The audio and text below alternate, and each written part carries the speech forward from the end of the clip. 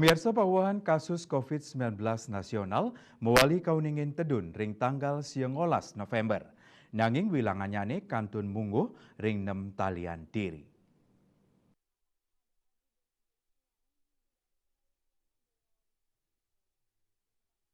Pewahan pasien COVID-19 sanikena kantun ring sor wilangan kasus anyar. Wilangan inucap kantun munggu ring petang talian diri.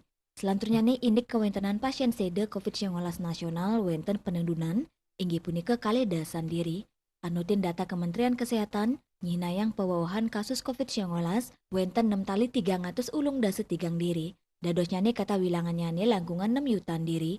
Indik pasien kena taler kauningin petang tali 914 diri. Dadosnya nih kata wilangan pasien kena wenten 6 yutan diri.